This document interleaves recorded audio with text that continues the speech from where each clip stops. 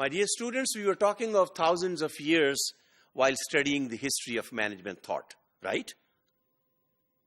So over thousands of years, in other words, there were so many cultures and context. And in this module, I would like to share with you quickly what are those 4 major human civilizations. Remember, civilization creates a culture, creates a society, creates a country, and that country has public or private organizations, and they use the concept of management and leadership. इस perspective में, we look at civilization, and then we would like to study under that civilization what kind of societies are transformed. And within this society, what kind of state is emerging and presenting management models, business models, social and political and cultural models, economic and political and technological models. Because remember, civilization would be different, society would be different. Punjab में रहने वाले गंदुम का ज्यादा इस्तेमाल करते हैं.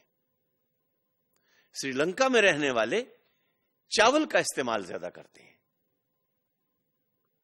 Europe में रहने वाले ना उतना चावल खाते हैं, ना उतना गंदुम की रोटी खाते हैं, वो डब रोटी का इस्तेमाल करते हैं. See how things change as you go from one civilization, from one culture, from one society to another one. And that is why when you look at a management model and you try to see whether that management theory changes as you change the cluster of people or the society or the country or the organization, and what is the effect? Maslow's hierarchy of need theory, remember? It was developed in the 60s in the West. It has its own hierarchy of needs.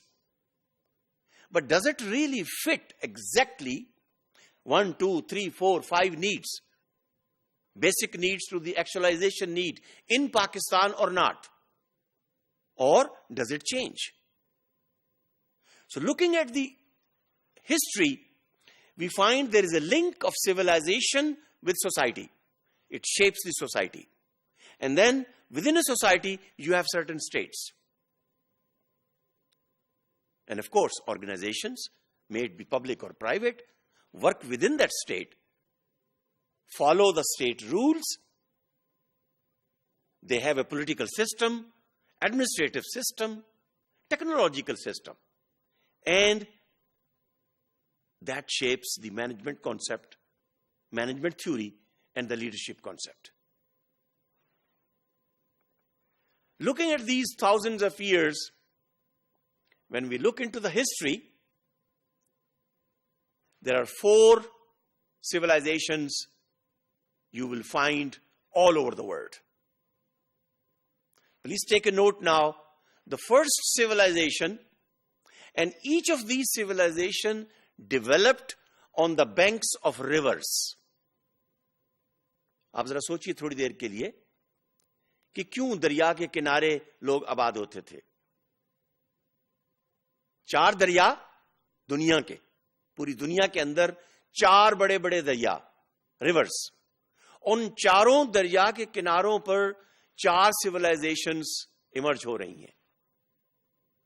और इसके अलावा शायद आपको कोई और civilisation नजर ना आए जहां आप मैनेजमेंट और लीडरशिप के कॉन्सेप्ट्स को इंप्लीमेंट कर रहे हो, स्टडी कर रहे हो, रिसर्च कर रहे हो. अच्छा, मैं आपसे ये पूछ रहा था कि दरिया के किनारे क्यों? दरिया पानी प्रोवाइड करता है, पानी पीने के लिए. दरिया पानी एग्रीकल्चर के लिए प्रोवाइड करता है. दरिया सोर्स है किस चीज का? फूड का. जो दरिया के अंदर मछली है, फिश है, प्रॉन है, श्रिम्प्स हैं, जो भी आप नाम लेना चाहें. दरिया सोर्स है कम्युनिकेशन का, बड़े शिप्स नहीं, लेकिन बड़ी बड़ी बोट्स जरूर इन दरियाओं के अंदर चलकर, और लोग थाउजेंड्स ऑफ ईयर्स अगो जब हवाई जहाज नहीं होते थे, बड़े बड़े समुद्रों में चलने वाले जहाज नहीं होते थे, तो ये छोटी छोटी कश्तियां ही दरियाओं के जरिए से इंसानों की सिविलाइजेशन और उनके कल्चर को एक एरिया से दूसरे एरिया में ट्रांसफर करती थी, वहां ट्रांसग्रेस करती थी, कैप्चर करती थी। पहला जिक्र करते हैं हम दरिया फरात का।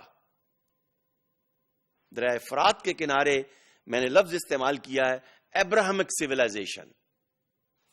अब्राहमिक सिविलाइजेशन इंक्लूड इब्राहिम अलैहिस्सलाम, इट इंक्लूड्स मोसेस, मूसा अलैहिस्सलाम, it includes Isa अलैहिस्सलाम and all those prophets.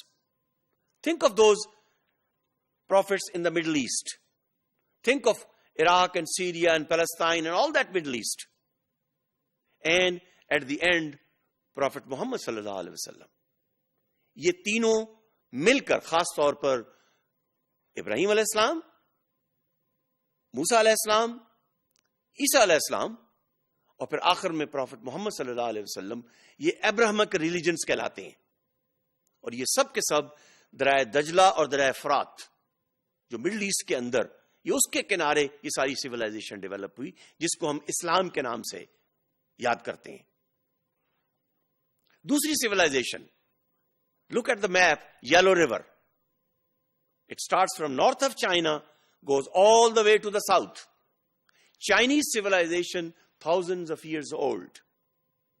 Even in the time of Confucius, it was developed right on the banks of Yellow River. Of course, from China, then it went to Korea and Japan and Singapore and you name it. But that was the source of civilization.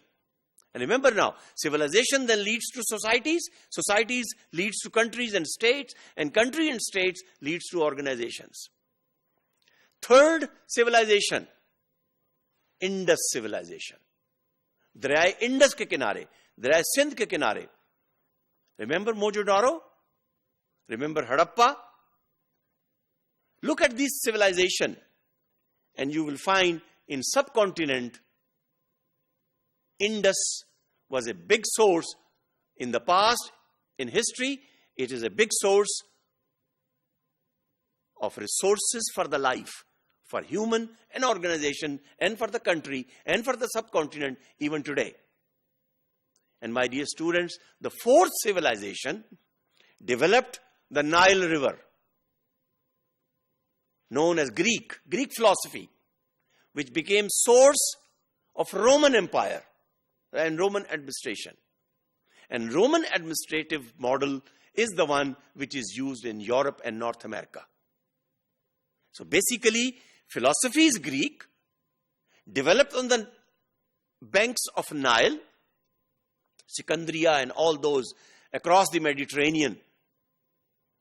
And philosophy gave rise to the administrative management model of Romans. And that was taken away in whole Europe and also in North America, in Canada, जिसको हम Western model कहते हैं. तो ये 4 civilizations हैं, इनको ज़हन में रखिए. इन 4 civilization की बेस पर आपको leadership और management के model भी नजर आएंगे और हम उनको study करेंगे as we go on, and you will find a very interesting story in history of management thought, and each thought contributing in a given time to expand the new theory of management as the time goes on. Thank you very much.